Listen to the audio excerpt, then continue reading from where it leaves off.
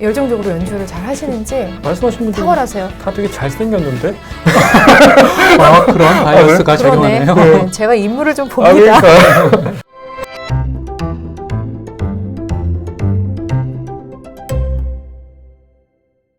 사실 올해 이제 여러모로 많이 힘든 해가 계속 지속이 됐는데 조금 암담해요. 왜냐면 네. 끝날 줄 알았던 이 코로나가 내년에도 여전히 이렇게 지속될 수 있다는 거. 그리고 금방 끝나지 않을 거라는 이미 그렇죠. 그런 걸 다 느끼고 그런 있어서 예상이 있죠. 예. 다음 주제로 자연스럽게 넘어가면 그러면 앞으로는 어떻게 될 것이냐. 그래서 아까 전에 저희 콩쿨로 다시 돌아가면 정말 많은 인재들이 발굴이 됐는데 또 이런 거 좋아하잖아요. 김윤경 선생님이 뽑은 앞으로 기대되는 어머나. 한국의 젊은 아티스트. 오늘 말씀드릴 분들은 이미 많은 사람들이 또 아시는 분들이기도 하지만 제가 그래도 올해 굉장히 애착이 가는 아티스트여서 그냥 몇 명만 경기 유스 오케스트라랑 이민찬 씨. 경기 필이랑 같이 협업을 해서 연주를 한 거죠. 성남. 예, 맞아요. 네, 그 주인공 이민찬 씨를 아. 저는 피아니스트로 사실 오늘 말씀드리고 싶었어요. 뭐 17살 아주 네. 젊은 청년인데 윤찬 피아니스트가 말하는 걸 들어보면 너무 수줍음을 많이 타요. 너무 내성적인데 너무 내성적이고 예. 사실 언변이 없다고 해도 과언이 아니죠. 그거를 판가름할 정도로 말도 안 해요. 그 정도. 그 정도를 말하는 걸 싫어하고, 이제 그 손민수 교수님이 아까 예. 이제 부지런히 콩쿠르에서 예전에 3등한 이에 의하면 이런 얘기를 했대요. 배신감이 들 정도로 무대에서 너무 상상을 초월하는 다른 모습을 보여줘서 맞아요. 깜짝 충격에 쌓인다고. 그냥 무대에서는 전혀 다른 사람이 돼요. 어린 나이에 잘 칠 수는 있어도 오케스트라랑 동화되고 오케스트라를 듣는다는 느낌이 드는 피아니스트는 별로 네. 이렇게 많이 못 봤거든요. 네. 근데 임윤찬 씨는 네. 듣더라고요. 네. 듣고 동화하고 같이 어울리고 그 안에서도 주도하죠. 예, 본인의 네. 압도적이에요. 걸 다 쳐요. 네. 저 연주가 과연 어떻게 17살 소년의 네. 연주일까라는 그렇죠. 생각이 너무 들어요. 네. 이분이 팬덤이 되게 많더라고요. 저 깜짝 놀랐어요. 맞아요. 예. 정말로 뭐 열자마자 뭐 얼마 안 돼서 바로 매진이 네. 될 정도로. 네. 근데 그만한 이유가 있는 것 네. 같아요. 지금 저는 이제 김용 선생님이 소개시켜 주셔서 정말로 더 이제 확신을 갖게 된 것도 네. 있지만 이미 많은 분들은 맞아요. 주목하고 있는 것 같아요. 주목하고 있는 사람이고 약간 괴물 같다라는 표현을 네. 쓸 정도로 그 끌고 나가는 힘, 뭐 그 음악의 깊이, 뭐 호소력, 모든 면에서 감성, 톤 아주 뛰어난 음악가. 근데 너무 재밌었던 건 이민찬이 자기에게 가장 큰 기쁨은 연습실에 있다 그러더라고요. 옛날에 글렌 굴드가 그런 얘기 했어요. 자기는 그냥 평생 녹음만 하고 싶다고. 워낙 완벽을 추구했던 사람이라. 근데 이민찬 피아니스트는 그래서 그런 건지는 아닌 것 같은데 자기는 할 수 있다면 계속 녹음을 하고 싶은. 그러니까 혼자 음악을 계속 만들어 나가면서 음악과 함께 갈등하고 싸우고 그 서로 이겨내는 그 과정이 그렇게 즐거운가 봐요. 제가 그게 어떻게 존경의 박수를 보내는 어린 즐겁지? 친구에게. 그리고 이제 피아니스트는 이민찬 씨를 뽑았고 저는 이제 첼리스트 한 명, 바이올리니스트 한 명, 퍼커셔니스트 한 명을 말씀드리고 퍼커션. 싶은데 먼저 퍼커션 하시니까 퍼커셔니스트 박혜지라고 제니퍼 콩쿨에서 아마 아시아 최초일 거예요. 수년간 퍼커션 파트에서 우승자도 없었는데 최연소로 우승을 하고 거의 뭐 7개인가 특별상을 다 거머쥐게 된. 근데 제 인터뷰에도 한번 와주셨는데 저보다 훨씬 왜소한 작은 소녀 같아요. 근데 악기를 기가 막히게 다루는 그게 있어요. 그리고 그 악기 퍼커션에 감성이 엄청난 감성이 묻어나는 퍼커션 거예요. 감성을. 경영학단이 퍼커셔니스트랑 같이 이제 공연하는 경우는 이렇게 흔치 않은데 솔리스트야. 제가 그 얘기 진짜 하고 싶다. 퍼커셔니스트 박혜지 주목해야 될 음악인이라고 생각하고 많은 분들이 잘 아시는 바이올리니스트 임원인이라고 양인모 씨. 저는 양인모 씨의 연주가 상당히 좋은 게 그분은 클래식 하나에만 국한되지 않아요. 그런 아티스트예요. 굉장히 철학적인 생각. 앨범을 통해서도 옛날에는 창자현을 썼잖아요. 거트 스트링을 써서 텐션이 별로 없어서 이렇게 소리도 좀 부드러운 소리가 났는데 지금은 시대도 그렇고 악기도 그렇고 텐션이 점점 치열하게 이렇게 긴장감이 팽팽해지는 시대에 음악도 소리도 그런 생각을 하면서 이거를 우리는 어떻게 풀어낼 것인가 이런 이슈도 던지면서 앨범도 내는 아티스트고 연주로는 뭐 그냥 악기를 가지고 놀아요. 자기 몸의 한 부분인 것 같아요. 첼리스트는 문태국 첼리스트. 문태국 씨. 아주 문태국 첼리스트로 사랑합니다. 근데 문태국 씨는 전 같이 이제 연주할 기회가 있어서 연주를 해봤는데 인격이 너무 훌륭해요. 그래서 너무 같이 일하기에 편하면서 악기를 잡으면서 실내악을 하면 이제 다양한 아이디어들 때문에 의견이 나오는데 얼마나 그렇게 부드럽게 자기 의견을 내면서도 열정적으로 연주를 잘 하시는지 말씀하신 분들 탁월하세요. 다 되게 잘생겼는데? 그런 바이어스가 그러네. 작용하네요. 네, 제가 인물을 좀 아, 봅니다. 그러니까. 근데 특히나 저는 양인모 씨 지금 굉장히 좋아하거든요. 네. 저 원래 이렇게 남자 솔리스트 이렇게 좋아하는 편은 네. 아닌데 양인모 씨 연주는 꼭 경기필에서 언젠가 한번 꼭 보고 싶어요. 네. 제가 이 연주자들을 좋아하는 이유가 단순히 무대에서의 이제 모습만 대중들은 보시잖아요. 근데 실제로 이제 얘기를 좀 많이 나눠 봤을 때 진정성이 있고 음악에 대한 그리고 인생 자체에 대한 삶에 대한 이 고찰이 굉장히 깊어요. 근데 저는 그런 게 없는 연주자는 제 이제 그건 개인 취향이긴 한데 길게 수명이 없다고 생각이 들거든요. 겉으로만 화려한 거는 내공이 없으면 안 되잖아요. 제가 오히려 한참 어린 후배들한테 음악을 대하는 자세, 이 진지함과 깊은 음악에 대한 성찰, 그것을 배울 점이 굉장히 많다고 생각이 들어서 그래서 특별히 이 분들을 또 뽑았습니다. 문태국 씨는 저희랑 경기필이랑 몇 번 했었던 걸로 네. 저도 기억을 하고 네. 양인모 씨 뭐 보실지 모르겠지만 경기필과 한번 꼭 제 팬심으로 한번 부탁드리겠습니다. 네. 그 박혜지 씨 말씀하셨는데 제네바 콩쿠르 우승하셨지만 두 개의 운이 한꺼번에 찾아온 거예요. 하나는 서울시향 올해의 음악가였던 타악기 연주자 마틴 그루빙어가 코로나 상황과 이제 맞물려 가지고 올해 서울시향에 협연을 못하게 됐죠. 기회를 박혜지 씨한테 돌아가게 됐는데 물론 준비는 완벽하게 돼 있었고 뭐 제네바 콩쿠르 우승 경력 아주 딱 맞춤한 시대에 박혜지 씨가 등장을 한 거예요. 그러니까 우리가 음악사를 보면은 빈자리를 메꿔가지고 스타가 된 분은 많은데 네. 그분들도 다 우연히 된 스타가 아니라 네. 완벽히 준비된 조건에서 이제 스타가 됐다는 네. 것. 근데 박혜지 씨 얘기로 이제 돌아간 이유는 네. 바이올린, 뭐 피아노, 첼로의 스타들을 꼽아주셨지만 우리 사회가 좀 더 이제 그 어떤 조명받지 못했던 네. 그런 악기군들도 이제 많이 나왔으면 좋겠어요. 네.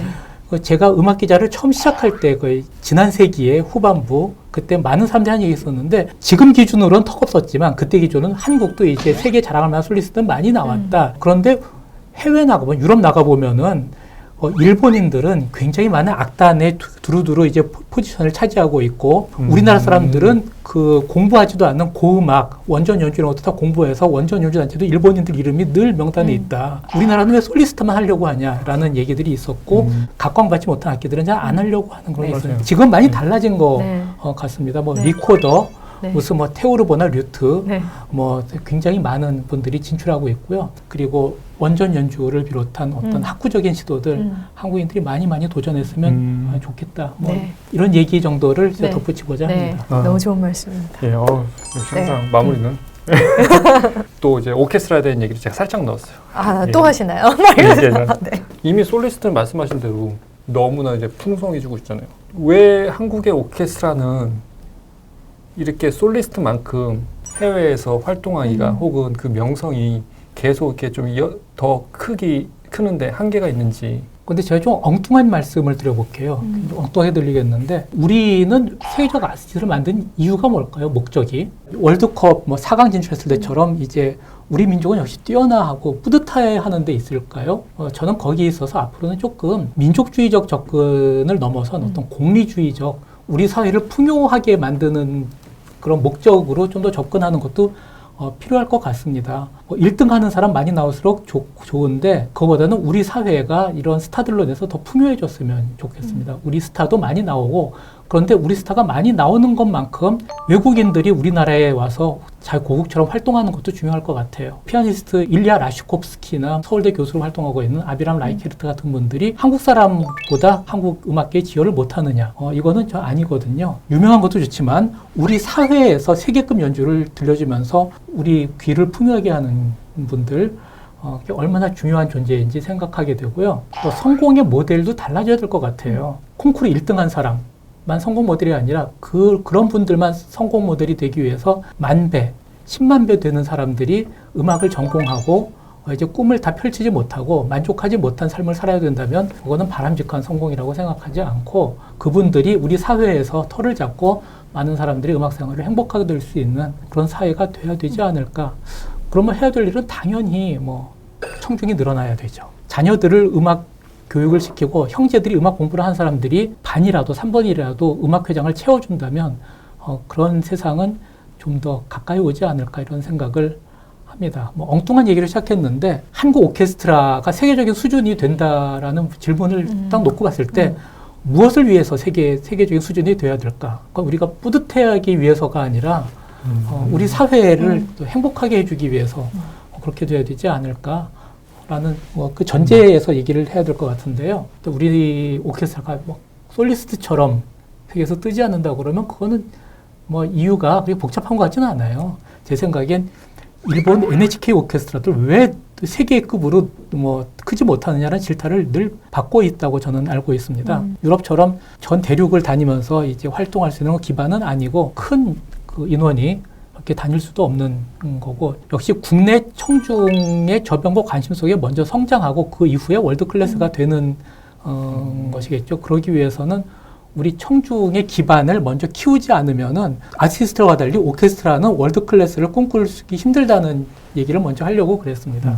이런 점은 그냥 솔로 아티스트로가는 굉장히 다른 측면이라고 생각합니다. 마음대로 나다닐 수가 없죠. 그래서 물론 모호하고 추상적인 얘기입니다만 우리 객석을 먼저 셈이라도 월드 클래스로 만들어 봐야 되지 않을까. 세계적인 예술가들이 오면 꼭 하는 말이 있거든요. 한국 청중들은 굉장히 젊습니다. 유럽에서는 다 머리가 희끗희끗해요. 그렇죠. 네. 굉장히 열정적입니다. 따뜻해요. 네. 이런 얘기들을 늘 듣는데 거기 양날의 칼이 있다고 저는 생각해요. 젊은 청중이 많다. 그건 맞죠. 근데 그러기 위해서는 우리나라에서 가장 큰 도시고 수도인 서울에 관현악 공연장 2개도 우리가 채우기 허덕허덕한다는 현실을 알아야 돼요. 그리고 뭐 관객들이 열정적이라고 하는데 어떤 점에서는 늘 갈채를 보내주고 있는 건 아니냐 이런 점도 생각해야 됩니다. 좀 위험한 얘기일 수도 있지만은 늘 따뜻하면은 해외 연주가들은 좀 경계를 안 할 수도 있지 않느냐라는 한국 관객은 열정적이다라는 평가보다 한국 관객들은 감시관이 뛰어나다 이런 평가가 더 중요할 것 같아요. 그리고 한국의 오케스트라가 그 감시관이 뛰어난 청중들로부터 1등을 인정을 받고 있다 이런 얘기가 들리면은 한국의 악단은 세계적인 악단으로 어느 날 눈 떠보니까 돼 있는 거겠죠. 저는 기자님 말씀 중에 지금 굉장히 좋았던 게 저희 다 이제 같이 그 방향을 향해 가고 있다고 생각을 네. 하는데 음악이라는 거 뭐 그게 꼭 솔리스트뿐만이 아니고 오케스트라 쪽으로 성장을 하려면 조금 더 근본적인 욕구, 그러니까 충족이 돼야 되고 그런 이상이 있어야 되는 것 같아요. 그러니까 그냥 실력이 좋은 오케스트라가 아닌 사실은 그 음악의 근본적인 그 목적이라는 거는 한 사회를 뭐 한 사람을 행복하게 해주고 그 우리 삶을 더 풍요롭게 하는 거잖아요. 그래서 외국에서 그렇게 희끗희끗한 관객이 보이는 이유는 그들은 어릴 때부터 음악과 함께 살았고 음악 없이 살 수 없는 사회이기 때문에 그 니즈를 충족받으려고 공연장에 가는 거란 말이에요. 조금 더 성숙한 그런 음악 사회를 만들어 나가는데 저도 그렇고 기자님도 그렇고 피디님도 그렇고 그래서 넓은 대중에게 그냥 클래식이 스며들어가면서 하면 이런 오케스트라의 어떤 위상도 같이 올라가는 네. 시대가 분명히 오지 않을까. 저도 같은 생각을 하고 있고 또 한편으로는 정말 앞으로도 계속 발전할 수 있다는 생각이 드는 게 김용 선생님이 이제 채널도 운영하시고 하지만 단순히 공연만뿐만이 아니라 다양한 시각에서 뭔가 이제 대중들에게 음악만이 아니라 그 음악을 둘러싼 모든 것들을 이제 제공을 하면서 그런 시각들도 같이 좀 이제 성장할 수 있을 것 같아서 좀 더 기대가 되는 것 같아요. 네, 김윤경 선생님처럼 음악을 공유하고 전파하는 그렇죠. 일을 하는 분들이 중요하고요. 저희 후배 기자들도 굉장히 중요하고요. 아유, 사실. 기자님도 중요하시죠. 아니, 국장님, 예. 서울국제음악 콩쿠르 국장. 서울국제콩쿨 또 나왔습니다. 그리고 편집될지 모르지만 제가 나쁜 소리를 좀 할게요. 교향악단들의 발전을 꿈꾸는 데 있어서 많은 교향악단들이 시민을 위한 활동을 하라고 합니다. 시민을 위해서 뭐 구청에도 가고 뭐 저희 학교에도 가고 찾아가라. 좋은 일입니다. 좋은 일인데 해외 악단들이 기초단체를 찾아가고 하기 때문에 재정 지원을 받나요? 그거는 아닌 것 같습니다. 저는 오케스트라는 장식품이다라고 말하는데 주저할 필요가 없다고 봅니다. 장식품은 효용이 없는 것인가? 장식품은 효용이 있어요. 그 사회의 매력도를 높여주는 게 장식품의 기능입니다. 저는 교향악단이 장식품이라고 말하는데 거리낌이 없어졌으면 좋겠고 세계적 연주로 깜짝 놀라게 하는 게 그 지역사회에 대한 책무를 다하는 일이다. 이거를 가장 먼저 신경 썼으면 좋겠습니다. 그리고 단원들은 안락을 기꺼워하지 않았으면 좋겠습니다. 음악가도 노동자고 마땅한 권리를 누려야 됩니다. 하지만 세계적 기준에 비춰봐서 말이 안 되는 얘기는 노동의 귀한 이름으로 꺼내지 않았으면 좋겠습니다. 그리고 결국 사회적 관심과 격려가 오케스트라를 키우는데 항상성, 계속되는 게 필요하죠. 지자체 수장이 바뀔 때마다 눈치를 봐야 되거나 음악계 학연의 눈치를 봐야 되거나 어렵게 모셔온 감독이 드디어 몇 년에 걸쳐서 자기 음악적 요구가 드디어 세부에 관철될 때쯤 외부적인 이유로 떠나야 된다면은 오케스트라의 성장은 기대하기 어려운 거죠. 네, 옳은 말씀이십니다. 너무 옳은 말씀. 네, 대신에 밝은 면, 네. 한국 악단들은 경기피를 비롯해서 유튜브를 비롯한 새로운 미디어를 굉장히 잘 활용하는 편입니다. 네. 유튜브를 보면은 해외 악단들에 비교해서 맞아요. 특히 맞아요. 그래요. 네. 맞아요. 많은 악단이 그렇습니다. 네. 경기필뿐 아니고 기대가 많고요. 그 놀랄만한 게 댓글이라는 거 보면 그게 해외 네티즌들한테 굉장히 잘 노출되고 있어요. 보면은 연주는 언어를 넘어서는 것이지만 영어 소개나 해설 같은 것도 그런 그 터에서 더 적극적으로 활용했으면 외국인들이 자동적으로 한국 악단의 위상을 이제 달리 볼 날이 있을 것 네. 같고요. 음반 제작이나 해외 음악 축제 참여 같은 데 따르는 비용을 그 모 단체가 두려워하지 않는 여건도 꼭 됐으면 좋겠습니다. 정말 저는 절대 여기서 월급 받으면서 할 수 없는 솔직한 말씀. 편집되겠다. 너무 감사드리고요. 네, 끝으로 저는 이제 김인경 선생님과 기자님의 한 말씀씩 듣고 인사드리도록 하겠습니다. 네, 뭐 여러 가지로 뭐 앞날이 좀 안개 속인 그런 계절이고 시대입니다. 하지만 제가 말씀드렸다시피 어떤 뭐 문화적인 발전은 부족함 속에서 성장했고 그 부족함과 풍요가 번갈아 찾아오면서 풍요의 시대에 부족한 때 아껴뒀던 것들이 싹을 틔우고 높은 나무와 풀로 성장하면서 더 큰 문화의 융성의 시대를 맞이하곤 했다고 봅니다. 안개 속인 코로나 시국이 연주자들과 청중들에게 더 많은 기회를 열어주고 밝은 미래를 열어갔으면 하는 기대뿐입니다. 오늘 함께해서 너무 좋았고요. 여러분 경기 필하모닉이 이렇게 유튜브 채널을 통해서 많은 대중들과 관객들과 이렇게 소통하려는 이 시도 여러분 끝까지 응원해 주시고 더불어 저의 소소한 클래식에서도 자주 만나 뵙기를 바라고요. 격변하는 시대잖아요. 사실 이 팬데믹이 전 세계를 강타하고 우리는 언제 이게 끝날지 모르지만 끝나기를 바라기보다 그냥 이 상황 속에서 우리가 할 수 있는 일 조금 쫓아가기가 사실 쉽지는 않아요. 쉽지는 않지만 좀 열린 마음으로 수용하면서 또 새로운 것들은 배워가면서 온라인, 오프라인을 함께 시너지 효과를 내면서 좀 그렇게 성장해 나가는 우리 클래식 음악계 또 음악가들 됐으면 좋겠습니다. 말씀 너무 감사합니다. 앞으로도 계속해서 이제 활동하시게 될 저희 유인종 기자님의 글 많이 관심 가져주시고 또 제 소소한 클래식 가족분들 경기필도 많이 사랑해 주시길 진심으로 부탁드리겠습니다. 저는 이만 마치겠습니다. 감사합니다. 감사합니다.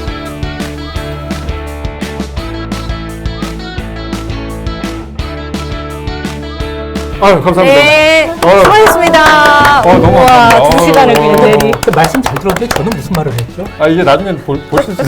그걸 모르겠네요.